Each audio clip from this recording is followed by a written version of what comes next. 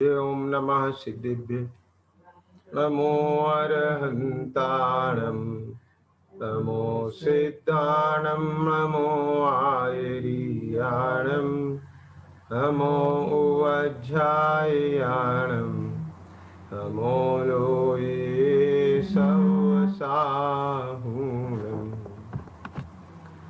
तीन भुवन में सार वीतराग विज्ञानता शिव स्वरूप शिवकार नमो त्रियोग समाहिके।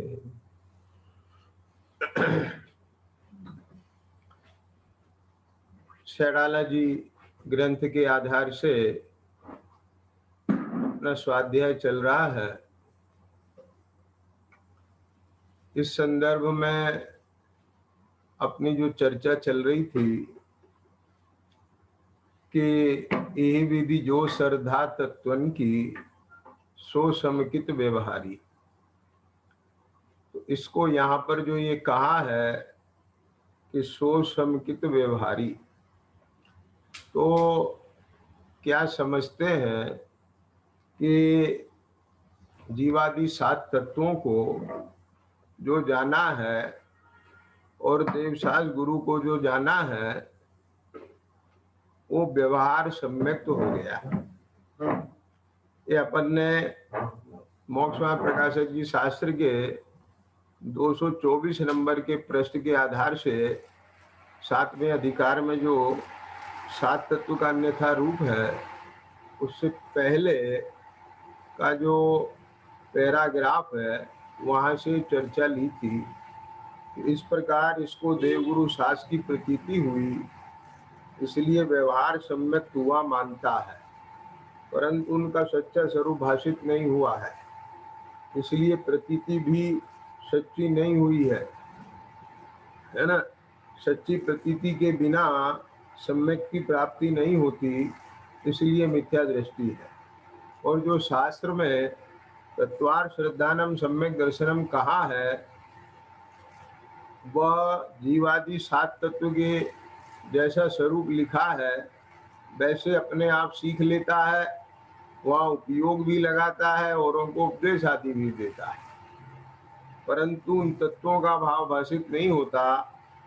और यहाँ वस्तु के भाव ही का नाम तत्व है, सो भाव भाषित हुए बिना तत्वार श्रद्धान कैसे होगा, है ना। ये सब चलते चलते फिर अपनी चर्चा जीव अजीव तत्व के अन्यथा रूप पर आ गई थी, ख्याल में आ गया।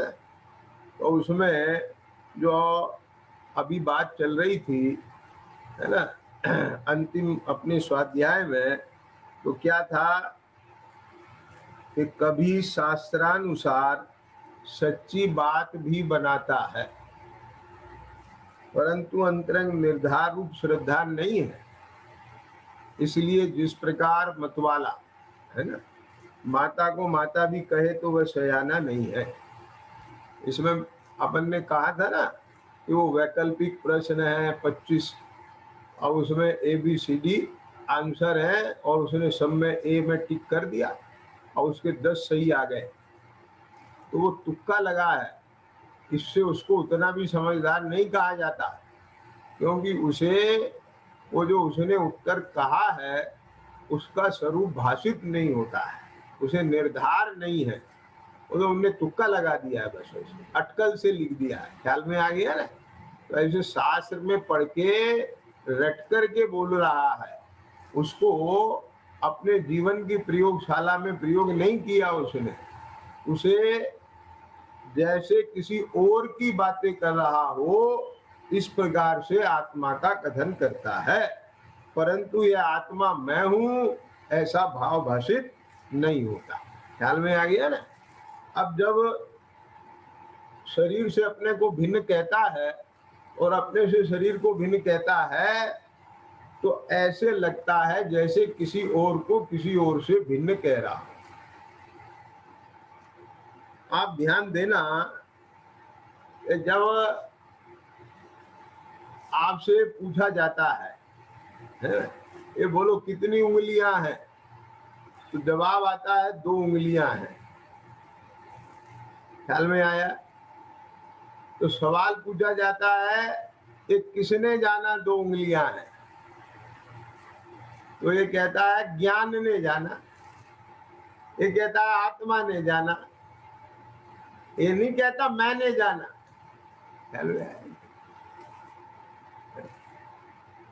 तो इससे बात पता चली ना, इस शास्त्र में इसने पढ़ लिया, जानना ज्ञान से होता है, आत्मा का ज्ञान गुण है, तो माने शास्त्रानुसार बात बना रहा है। इसको अभी ये निर्धारण नहीं है, ये जानने वाला मैं हूं, मैं जान रहा हूं। ख्याल में आ गया ना। और ये शरीर मैं नहीं हूं, क्यों? क्योंकि जो शरीर का परिणाम है वो मेरे से भिन्न है। मैं स्पर्श रसगंध वर्ण रूप नहीं हूं, मैं दर्शन ज्ञान रूप हूं। तो इस प्रकार से भाव भाषण पूर्वक जब भिन्नता की बात आती है तो वो भिन्नता स्वयं में भाषित नहीं होती है। तो ये मैं शरीर आदि से भिन्न हूं, ये पढ़ने पर भी उसका भाव भाषण नहीं आता है, कहने पर भाव भाषण नहीं आता है। ख्याल में आ गया ना। अब जब जैसे उपदेश क्रिया है, उपवास क्रिया है, तो ये मिली हुई एक क्रिया है ना। क्या बताया था ना कि इसमें जैसे क्या कहते हैं कि बोलने की क्रिया भाषा वर्गणा का कार्य है ना, और बोलने का राग, समझ गए ना, तो चारित्र गुण का विकारी पर्णमन आश्रव भाव, कर्मोपाधि राग नामक कर्म का विपाक, उसके निमित्त से होने वाला चिद विकार, और ये बोलना हो रहा है, समझ में आ रहा है ना, और अपने कान में सुनाई भी दे रहा है बोलना। तो कर्ण जिस समय बोलने के भाव है, समझ में आ रहा है ना, तो उपयोग एक जगह में एक जगह काम करेगा, तो इतना फास्ट है, तो बोलना, बोलने की क्रिया, उसका सुनना भी होता है। तो ये सुनना हो रहा है शब्दों का, जो शब्द रूप पर्याय है, आप समझ गए ना क्या कहा। तो ये पुद्गल परमाणुओं का भाषा वर्गणा का पर्णमन है, और ये शब्द पर्याय है। इस शब्द पर्याय गे बनती है, ये पुद्गल की शब्द पर्याय गे बनती है। एक किसकी? एक कर्ण इंद्री की। तो एक द्रव इंद्री कर्ण, कान, कान, ये जो ये अंदर पर्दा है ना, ये हाड़ मास का पुद्गल परमाणुओं का जो अंदर पर्दा है, एक द्रव इंद्री, और वहां पर जो क्षयोपम रूप है वो भावेंद्री। समझ में आ गया। तो यहां जब जीव का एक चेतना एक द्रवलिंग का आलंबन लेती है, तो जो शब्द बोल रहे हैं उनका जानना होता है। क्या समझ में आ गया? तो ऐसा जैसा का तैसा भिन्न भिन्न पने, जो जिसका कार्य है, सुनना ध्यान से जरा, भी मार्मिक बात है। इस समझ के स्तर पे तो आ जाता है, अभी जैसे मैंने बोला ना, तो समझ के स्तर पे आ गया, लेकिन जो जिसका परिणाम है वो उसका परिणाम भाषे। समझ में आया ना। और मैं बोलने रूप क्रिया का कर्ता नहीं हूं, ये राग मेरा स्वभाव नहीं है, मैं जो दर्शन ज्ञान में हूं, ऐसा उन सबसे भिन्न अपने स्वभाव का अनुभव भाव भाषण वेदन नहीं होता। तो ये भिन्नता की बातें भी करता है, परंतु भाव भाषण नहीं होता। अब आगे समझ में नहीं। अब जो परस्पर निमित्त नैमित्तिक क्रियाएं होती हैं, ये शास्त्र से जान लेता है ये दो द्रव्यों के मिलाप से उत्पन्न हुई है ना? एक जीव की क्रिया है, उसका पुद्गल निमित्त है ना, और पुद्गल की क्रिया उसका जीव निमित्त है, लेकिन ऐसा भिन्न भिन्न पने भाव भाषित नहीं होता। तो अब जैसे बोलना है, उपवास है, तो एक परस्पर में जीव और शरीर आदि का जो निमित्त नैमित्तिक पने से कार्य होता है, तो वो ऐसा भाव भाषित नहीं होता।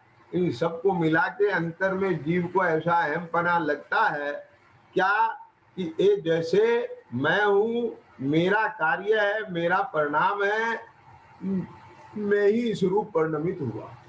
बाकी समझ में आया? तो इस प्रकार से ये जो जीव है, इसको व्यवहार सम्यक्ति भी नहीं कहा जाता। आगे समझ में? अब देखो ध्यान से सुनना भी। अब मैं आपको महिमा प्रकाशक जी के ही 9वें अधिकार पर ले चलता हूं। क्यों नहीं कहा जाता है इसे अभी सम्यक्ति? निकाल 328 नंबर का पेज।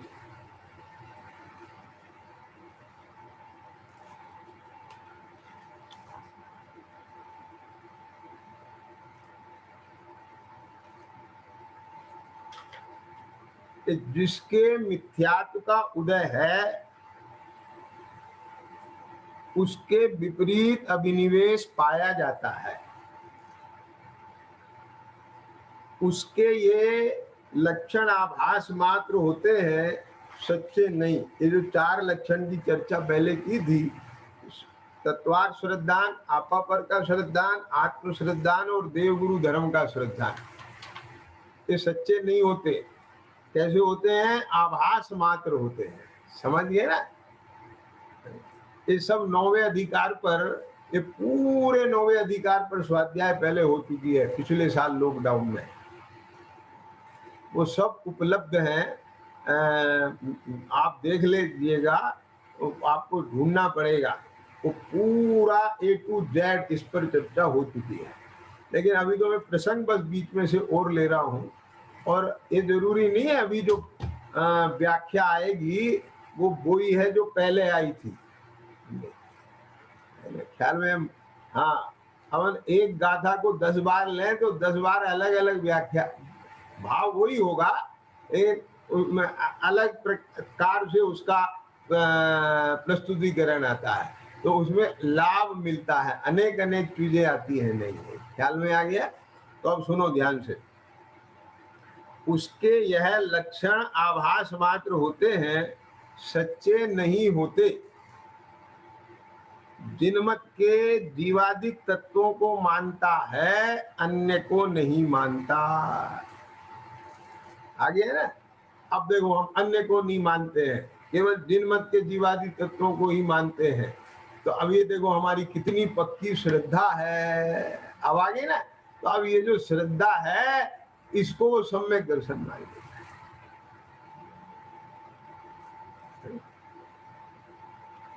अब जो द्रवलिंगी मुनि है, वो पहला गुण स्थान है,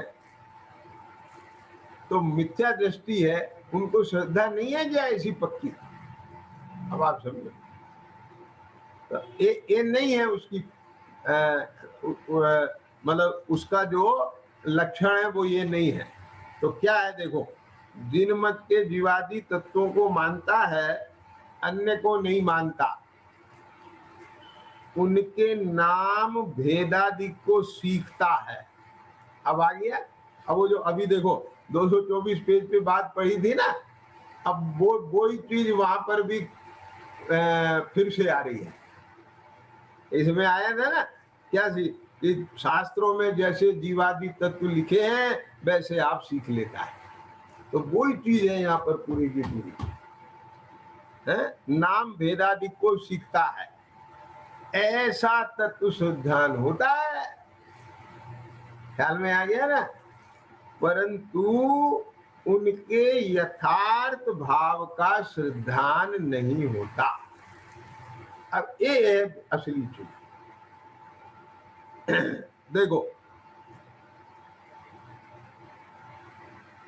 तथा आपा पर के भिन्न पने की बातें करें, आपा पर के भिन्न पने की बातें करें, चिंतवन करें। अब ये बहुत गहरी बात है। क्या क्या, अब आप बताइए, वो जो बातें कर रहा है वो फालतू में नहीं कर रहा है, टाइम पास करने के लिए नहीं कर रहा है, उपयोगी जान के कर रहा है। जो टाइम पास करने के लिए कर रहा है, अपनी ख्याति लाभ के लिए कर रहा है, मान प्रशंसा से कर रहा है, मायाचारी से कर रहा है ना, उसकी बात यहाँ नहीं लेना। हाँ, वो यहाँ नहीं है। तो जो उपयोगी जान करके कर रहा है अपने लिए, उसकी बात है। आपा पर के भिन्न पने की बातें करे, चिंतवन करे। अब मैं आपसे पूछता हूं, चलो बातें तो दूसरे के साथ करेगा, पर चिंतवन तो खुद ही अकेले बैठ के करेगा ना। क्यों? तो वो दिखाने के लिए थोड़ी करेगा, चिंतवन तो अपने लिए करता है, एकांत में बैठता है, चिंतवन भी करता है। तो अब देखो, तो आपा पर के भिन्न बने की बात, जीवादि 7 तत्वों की बात, बात माने चर्चा, समझना। तो ये जो अभी हम साधर्मी लोग ये समझते हैं ना कि अब तो घंटों घंटों तत्व चर्चा में समय लगाते हैं, ये बहुत अच्छी चर्चा चली, 2 घंटे का पता ही नहीं चला। बात समझ गए ना?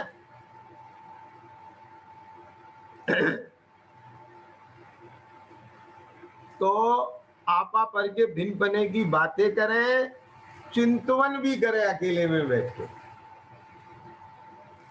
परंतु जैसे पर्याय में अहम बुद्धि है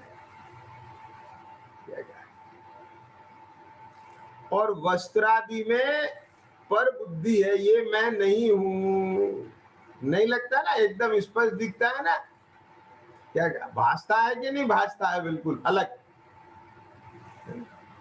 ऐसे ही आत्मा में अहम बुद्धि और शरीर आदि में पर बुद्धि नहीं होती। क्या कहा?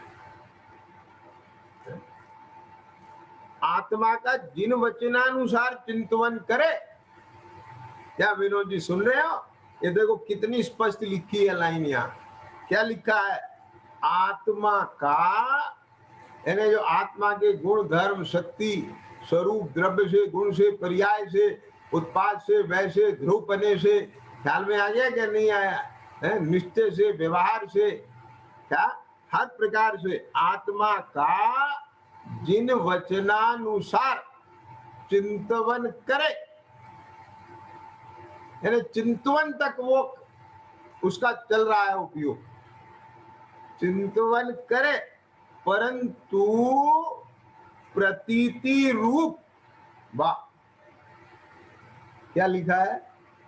परंतु प्रतीति रूप आपका, आप रूप। क्या ये बहुत गजब की लाइन है ये, अभी मैं इसे खोलता हूं पूरा। आपका आप रूप श्रद्धान नहीं करता है, इसका मतलब क्या हुआ? देखो, ये शरीर अलग है और आत्मा अलग है।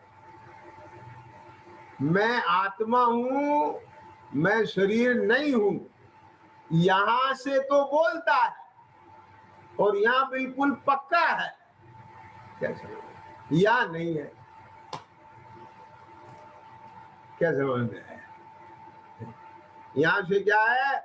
इस शरीर का जो परिणमन होता है वो अपना परिणमन दिखाई देता है, शरीर की जो अवस्था होती है वो अपनी अवस्था होती भाषित होती है। ख्याल में आ गया ना?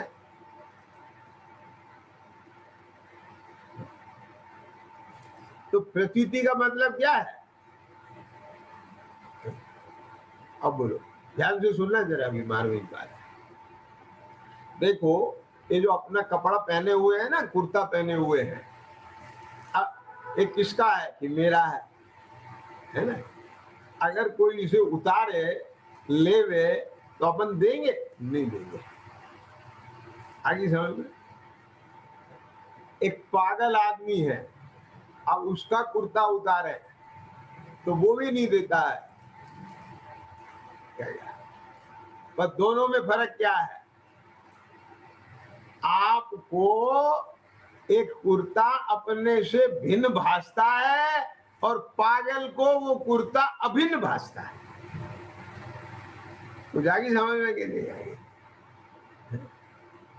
तो अज्ञानी को यह शरीर अपने से अभिन्न भासता है और ज्ञानी को भिन्न भासता है। कोई बैठी बात ख्याल में? जिसको भिन्न भासता है वो ज्ञानी है।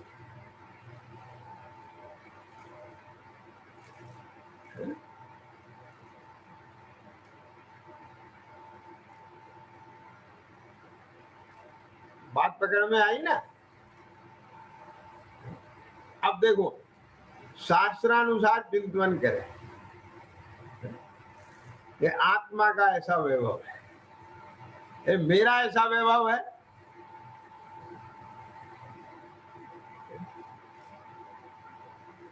क्या समझ में आया? अब देखो, यहां से कई चीजें मैं एक साथ ट्रैक कर रहा हूं, सुनना ध्यान से धनपाल जी। मेरा ऐसा वैभव है और मैं ऐसा अमूर्तिक प्रदेशों का पुण्य हूं, ऐसा आत्मा हूं, है ना? ये मुझे भाष रहा है। ये कुछ भी मेरा नहीं है, परमाणु और जो है सो ये मैं हूं। आगे समझ में? अब सुनना ध्यान से। ये भी मुझे मालूम है कि जो अनंत शक्ति है, अनंत धर्म है, आत्मा का जो अनंत वैभव है, वो स्वभाव रूप से, शक्ति रूप से अभी विद्यमान है। ख्याल में आ गया ना? प्रकट पर्याय में अभी उसकी व्यक्ति नहीं है, लेकिन जिसका वो वैभव है वो कोई और नहीं, मैं। समझ में आया? ये तो अभी पक्का हो गया ना? क्या समझ में आया? जैसे जीवंदर कुमार है, अब वो राज्य में रह रहा है, घटोत्कच के यहाँ, है ना? क्यों? समझ में आया?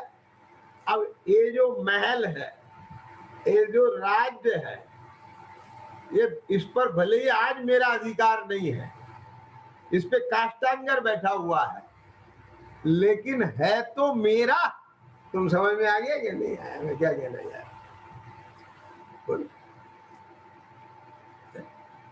माने बाह्य में बैठा काष्टांगर है, लेकिन भाषित अपना होता है। ये सिद्धांत का नाम सम्यक दर्शन है भाई साहब। क्या बोला धनपाल जी? एक कितना स्पष्ट क्लियर विजन है वहां पर। आप इसे ऐसा नहीं समझे, ऐसा यहाँ एक खुली आंख से भी उसको क्या दिखाई देता है? क्या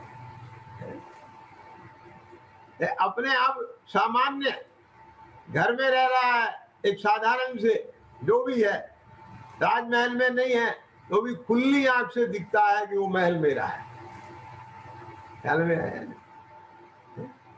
क्यों? क्यों? काष्टांगर ने छल से मेरे पिता को मारा और खुद गद्दी पे बैठ गया, और मुझे अपना राज लेना है, तो तैयारी करता है कि नहीं करता है?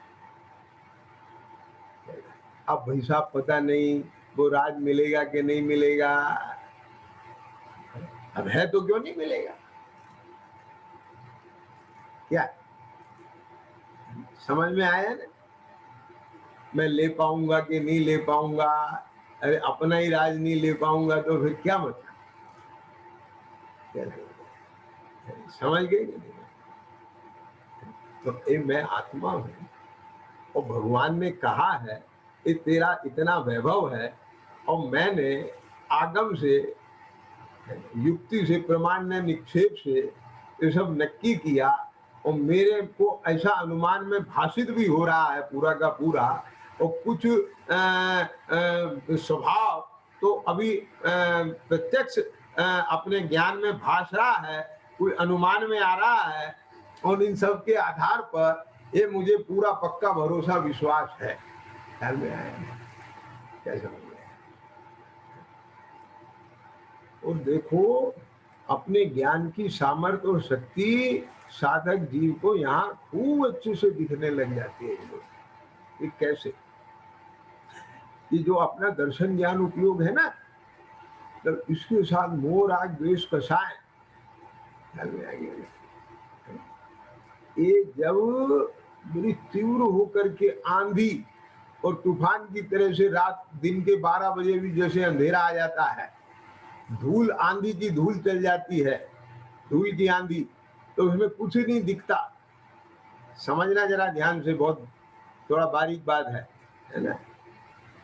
तो अपने को ये विश्वास नहीं होता रात हो गई। क्या समझ में आया? क्योंकि अभी कुछ देर पहले ये सूर्य देवता मेरे सिर पे था। क्या समझ में आया? तो फिर ये क्या हुआ? ये बदलियां आ गई काली, ये धूल भरी आंधी आ गई है, ये उसका है इफेक्ट। क्या समझ में आया? तो ऐसे ही ये कोई मोह राग द्वेष की आंधी आ गई है, एक कर्म के बादल आ गए हैं, ये उसका इफेक्ट है। क्या समझ में? ये मेरे दर्शन ज्ञान का स्वरूप नहीं है, क्योंकि दर्शन ज्ञान का स्वरूप तो देखना जानना है, और वो देख जान रहा है। ये क्या? एक कर्म के बादल आ गए हैं, मोह राग द्वेष की आंधी चल रही है, ये दिख रहा है ना? ये वेदन में आ रहा है कि नहीं अनुभव में? जैसा है वैसे ही तो अनुभव में आएगा ना? क्या समझ में आ गया? ये स्थूल स्थूलता सी, धुंधला धुंधलापना और ये सब, अरे तू अभी अपने मकान की ये खिड़कियां बंद कर ले, ये धूल नहीं आएगी। क्या समझ में आ गया? अपने कार के शीशे बंद कर ले, ये धूल नहीं आएगी। अब कार के भीतर देख, बाहर मत देख। क्या समझ में? तो बात पॉइंट पकड़ में आया कि नहीं आया?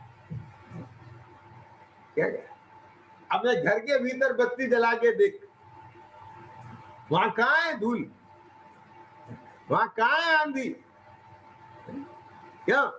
तो अपनी प्रगट क्षयोक्षम की जो पर्याय है तेरी, उसको 5 इंद्रियों की खिड़की बंद कर ले, और अंतर्मुख होकर अपने स्व संवेदन ज्ञान से क्या अपने चैतन्य रूप अनुभव कर सामान्य क्या तो तुझे स्पष्ट भाषणा में आएगा। तो यहाँ से प्रमाण नहीं होता, तुझे कर्म की उपाधियां और कषायों का पर्णमन और दर्शन ज्ञान का पर्णमन, ये सब न्यारा न्यारा है, और वो सब मेरे से भिन्न है, और मैं मेरे से अभिन्न हूँ। ये सब अपने जीवन के प्रयोगशाला में करे प्रयोग तो सब अनुभव में आता है, यहाँ से सारा प्रमाण होता है। क्या समझ में आ गया?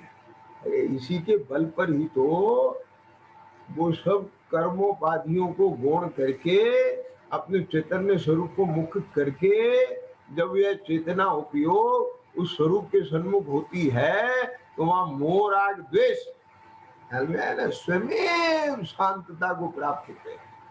एक करने नहीं जाता है, सवेरे भी बोली थी ना ये बात, हम उसमें कुछ नहीं करने जाएंगे, लेकिन अपने में जाएंगे तो वे वहां से भाग जाएंगे। तो अब वो कर्मों का की बदली और मोह की आंधी, राग द्वेष की आंधी शांत होती हुई दिखती है, यहाँ है नहीं अपने भीतर।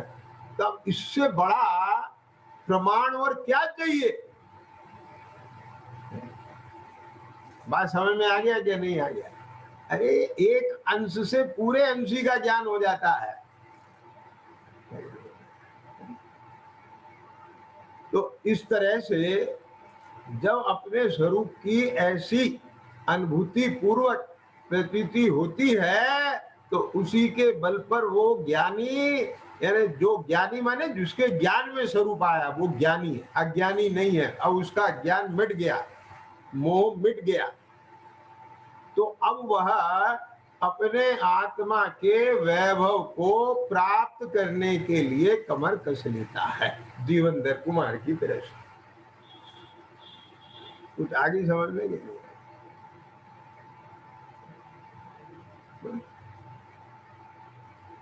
तो अब इसे क्या लगता है, इसके पास वो बल है, इसलिए तो बाहर बाहर से जाना, नामादि सीखे, और जरा कुछ होता है तो ऐसा लगता है मेरे में हुआ।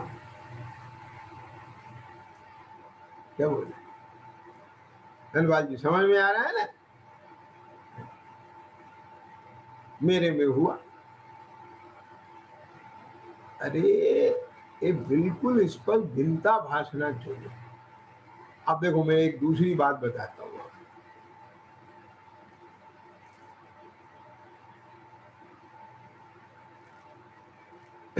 कुछ को इतना बल आ जाता है इस बात का भी, भले ही भाव भाषण ना हो, कि ये शरीर जलता है मैं नहीं जलता है। बात को सुनना जरा है ना। और वो इसके बल से मैंने शरीर में आग लग जाए, कुछ भी हो, तो वो उसकी कषाय मंद हो जाती है और वो वहां बहुत शांत हो जाता है। आगे समझ में ऐसा भी हो सकता है। तो वहां उसने कषाय की शांतता का वेदन तो किया, लेकिन वहां उसको अपने भीतर में ध्यान से सुनना कि जो देह से भिन्न अपना ज्ञान दर्शन उपयोग अमूर्तिक प्रदेश का पुंज जो अपने चैतन्य सत्ता है, उसमें अहम पूर्वक इस सबसे भिन्न पढ़ के उसका जो स्वसंवेदन वर्तता और उसके स्वसंवेदन में एकाग्रता पूर्वक, क्या समझ में आ गया, वो गे नहीं बनता और गे रूप बनता।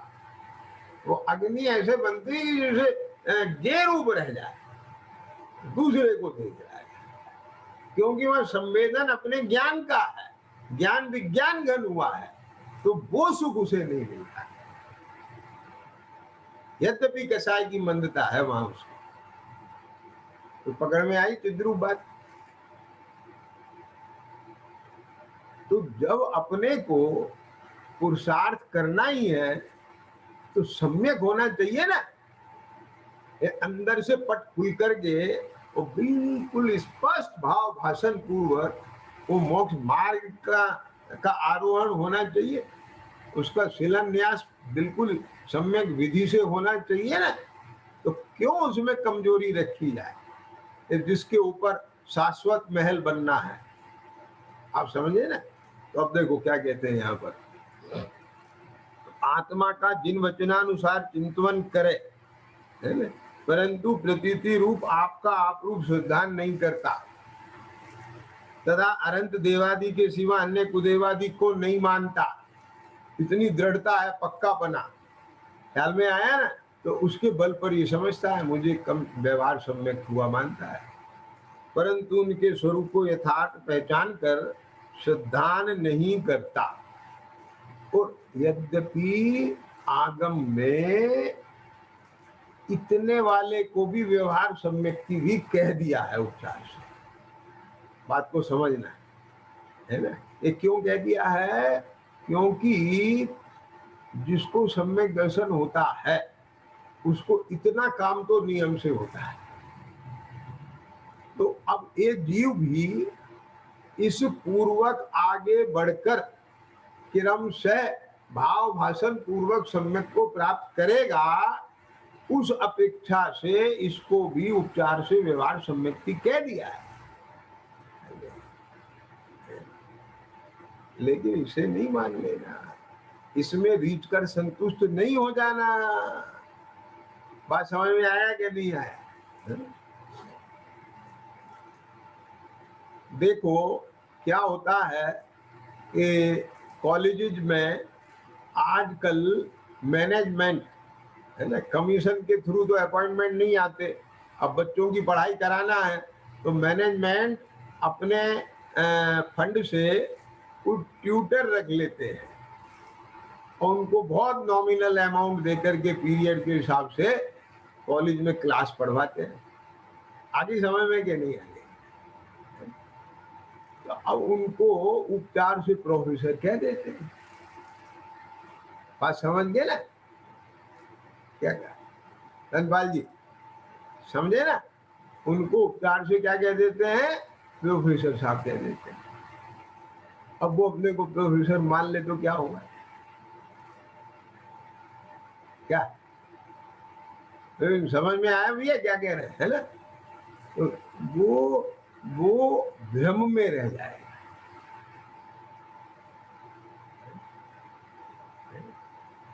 अरे तू अपने को पक्का कर, आगे तैयारी कर, कमीशन फेस करके वहां से क्वालिफाइड हो, इतने में रीच के नहीं रह जा।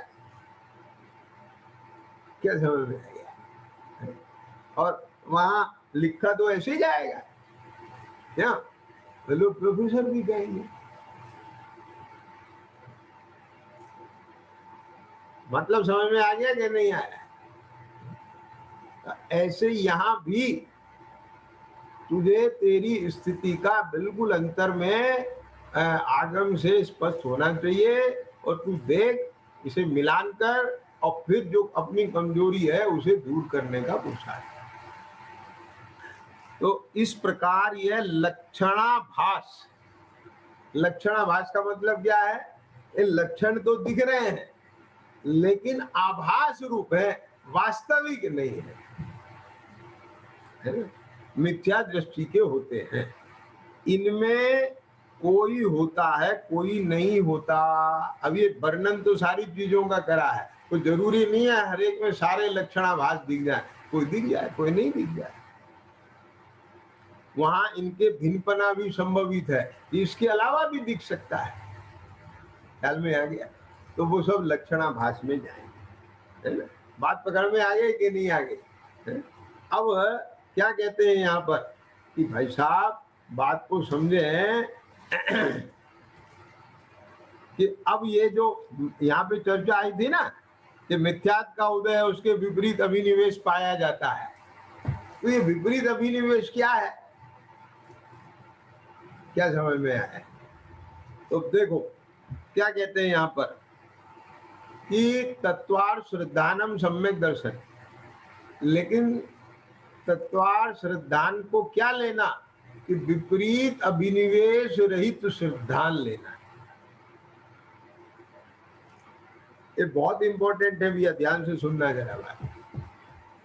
यहाँ विपरीत अभिनिवेश रहित श्रद्धान करना कहा है, उसका प्रयोजन क्या? निकालो 318 नंबर का पेज। समाधान, अभिनिवेश नाम अभिप्राय का है, सो जैसा तत्वार्थ श्रद्धान का अभिप्राय है। तत्वार्थ श्रद्धान का अभिप्राय है माने क्या कि जिस अभिप्राय से तत्वार्थ श्रद्धान किया जाता है, कराया जाता है, वैसा ना हो, अन्यथा हो, उसका नाम विपरीत अभिनिवेश है। ये क्या अभिप्राय है तत्वार्थ श्रद्धान कराने का? अब ये बहुत बढ़िया बात है भैया जी, ये इसे आप पकड़ें जरा।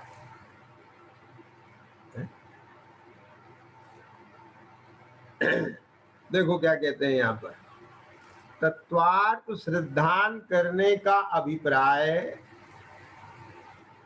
आगे समझ में, ये सुनना ध्यान से जरा। ये जो तत्वार्थ श्रद्धान कराया गया है, ये किस अभिप्राय से कराया है? इसका मतलब क्या है? तत्वार्थ श्रद्धान ये अलग चीज है और इसे कराने के पीछे जो अभिप्राय है वो कुछ अलग है। क्या कहा भाई जी, समझना है ना?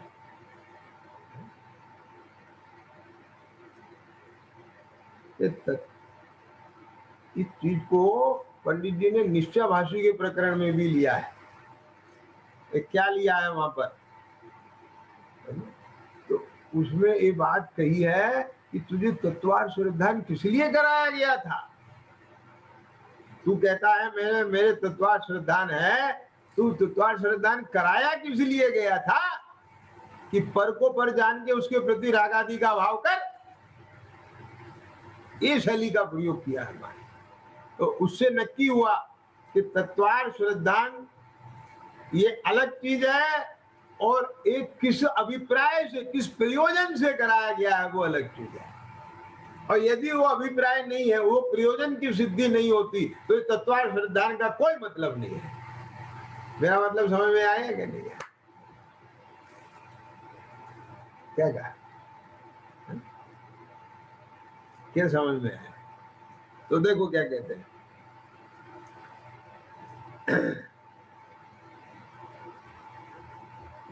अब देखो, तत्वार्थ श्रद्धान करने का अभिप्राय केवल उनका निश्चय करना मात्र ही नहीं है। क्या तूने निश्चय कर लिया ये जीव का ये स्वरूप है, अजीव का स्वरूप ये है, आश्रम का स्वरूप ये है, संवर का ये है, बंध का ये है, निर्जरा का ये है, मोक्ष का ये है, और पक्का बिल्कुल एक तत्व का स्वरूप दूसरे में नहीं मिलाता है, बहुत बारीकी से तुझे बिल्कुल इसका कंसेप्ट क्लियर है।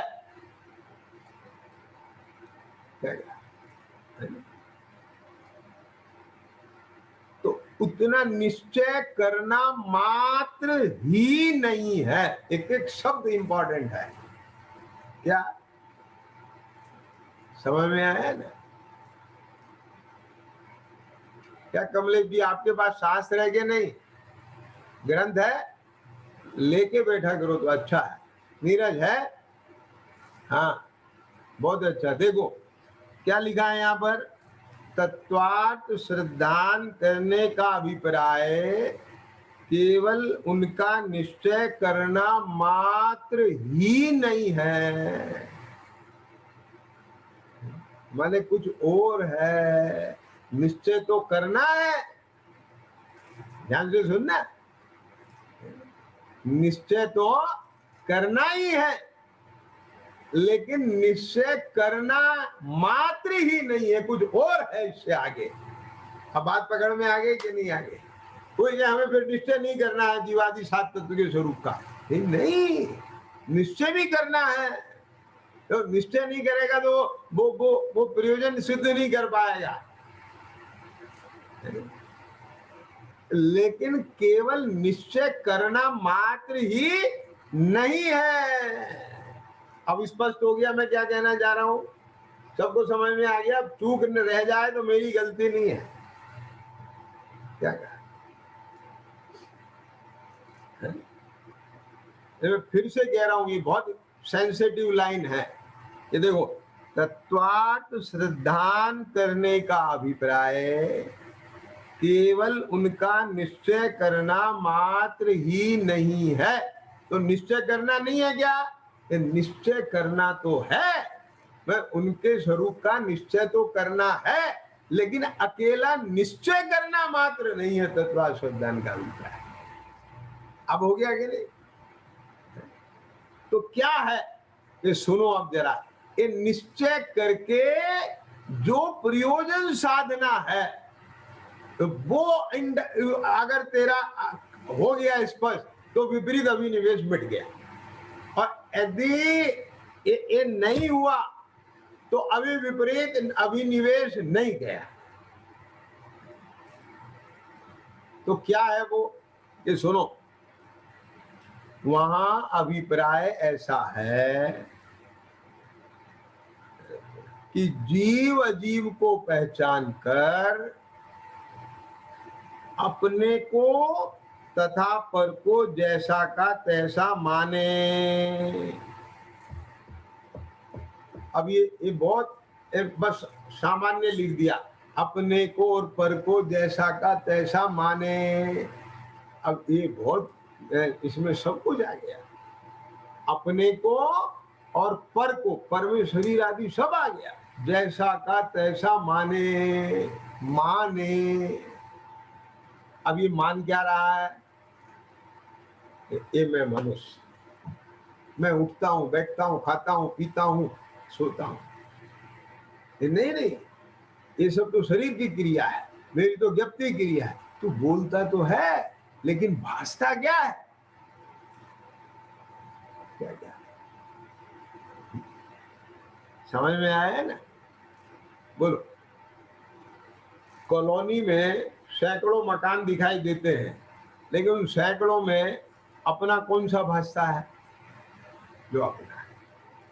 तो अपना मकान अपना भाषे, दूसरे मकान दूसरों के भाषे, इसका नाम है जैसा का तैसा माने। ख्याल में आया कि नहीं आया? क्या अपना बच्चा अपना भाषे, दूसरों के बच्चे दूसरों का भाषे, उसका नाम है जैसे का तैसा मानना। अपनी पत्नी अपनी भाषे, दूसरों की पत्नी दूसरों की भाषे, इसका नाम है जैसा का तैसा मानना। अब आगे समझ, अब सुनना, अब दूसरे की पत्नी को कहे बहन जी और भाषे अपनी, क्या तो ये क्या है, व्यभिचार है कि नहीं? मतलब समझ में आया? कहे दूसरे का और लगता अपना, क्या ये नहीं चलेगा। तो क्या कहते हैं यहां कि अपने को तथा पर को जैसा का तैसा माने, आश्रव को पहचान कर उसे हे माने, बंद को पहचान कर उसे अहित माने। माने मतलब भाषे, क्या कहा? अब जैसे अग्नि में अंगुली जलना कैसा भासता है, दुखरू भासता है कि नहीं भासता? आगे समझ में कि नहीं आगे? क्यों है ना, समझ गए कि नहीं समझ में आया? तो उसका नाम है माने। और कहे और भाषे नहीं। जैसे कोई आदमी सिगरेट पीता है, अब वो सिगरेट पीना अपने लिए दुखरूप नहीं भासता, वो कहे तो उस कहने का कोई मतलब नहीं है। आवाज समझ में कि नहीं? अंदर में भासता है कि नहीं भासता, ये बताओ। अहित माने, संवर को पहचान कर उसे उपादेय माने, निर्जरा को पहचान कर उसे हित का कारण माने, मोक्ष को पहचान कर उसको अपना परम हित माने, ऐसा तत्वार श्रद्धान का अभिप्राय है। उससे उल्टे अभिप्राय का नाम विपरीत अभिनिवेश है। अब एक बात सुनना विनोद जी, है कि नहीं विनोद जी? क्यों? अब सुनो भैया ध्यान से, कि जब इस जीव को स्वानुभव से प्रमाण होगा तो उस उपसम भाव में आश्रव की कोई आकुलता नहीं रहेगी। तो वहां पर जो जीव को अपना संवेदन हुआ वो एकदम निराकुलता रूप हो गया। आई समझ में कि नहीं? माने ना तो वहां मोह है, न राग है, न द्वेष है। ख्याल में आ गया कि नहीं? वो काल में उपसम भाव। अब उस उपसम भाव में इस जीव को कैसा वेदन हुआ? एकदम शांत। अब वहां पर विकल्प उत्पन्न हो गया उसके बाद। तो विकल्प होने पर उसको विकल्प में उस निराकुलता के सामने आकुलता लगी। क्या समझ रहे? लेकिन अंदर में वो अनुभव ज्ञान उसको सदा रहेगा कि नहीं रहेगा? क्या नहीं समझ में आया? आप एसी कमरा में बैठे है ना, अब एसी कमरा में से निकलना पड़ा आपको और बाहर आपको गर्मी लगेगी कि नहीं लगेगी एकदम से? और कुछ देर बाहर रह जाए तो भी नॉर्मल हो जाता है। लेकिन आपको अपने भीतर में वो गर्मी और गर्मी के अभाव रूप ठंडक, उसका भेद विज्ञान है कि नहीं? अनुभव ज्ञान है कि नहीं? तो प्रतीति सदाकाल रहती है कि नहीं? तो गर्मी में रहना हित रूप है कि अहित रूप है? तो ऐसे यहाँ वो आश्रव और बंध अहित रूप है कि नहीं है? अब विकल्प तो चल रहा है, रागादि भाव है, कषाय का उदय चल रहा है, लेकिन अंतर श्रद्धा उसे निषेधती है कि इसकी पूर्ति में सुख नहीं, इसमें सुख नहीं, ये सब रागादि के अभाव रूप।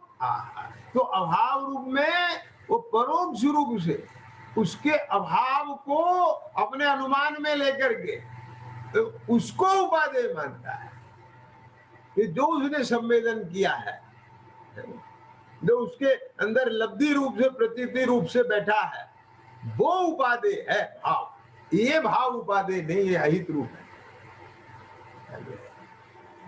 ऐसा अभिप्राय बने क्या? भले ही ये रागादि का अभाव नहीं कर पा रहा है, लेकिन अंतर में अभाव की श्रद्धा है, भावना है। क्या कहा? ये रागादि के कषाय की अभाव की भावना भी नहीं है, तो कैसा सम्यक दृष्टि है? क्या कहा? आप समझ गए क्या? तो अब इसमें क्या कहते हैं? उससे उल्टे अभिप्राय का नाम विपरीत अभिनिवेश है। उल्टा अभिप्राय क्या है? उल्टा अभिप्राय ये है कि जैसा का तैसा नहीं मानता अपने को कर को। ये रागादि भाव इनकी पहचान नहीं, उन्हें हे नहीं लगते अंदर से, बाहर से कब, लेकिन उसमें मजा आता है, उसकी पूर्ति उपादेय दिखाई देती है। समझ में आया क्या नहीं आया? तो इसलिए तत्वार श्रद्धान है सो विपरीत अभिनिवेश रहित है, ऐसा यहाँ कहा है। अथवा किसी के आभास मात्र तत्वार श्रद्धान होता है, आभास मात्र तत्वार श्रद्धान का आभास हो गया उसे कि मुझे तत्वार श्रद्धान हो गया, इसका नाम है आभास मात्र तत्वार श्रद्धान। परंतु अभिप्राय में विपरीत पना नहीं गया। अब ये अभिप्राय को पकड़ना बहुत दुर्लभ है, लेकिन जरूरी है। क्या समझ में आ गया धन भाई जी? क्या कि आप बारीक से बारीक भाई साहब जरा जांच करो, डायग्नोस करो, डॉक्टर साहब कहीं कुछ ऐसा तो नहीं है कि कहीं कोई छिपा हुआ कीटाणु रह गया, वायरस रह गया। अभी तो सब नॉर्मल हो गया, पर वो अंदर दबा रह गया कैंसर का कहीं कीटाणु, तो वो फिर डेवलप हो जाएगा।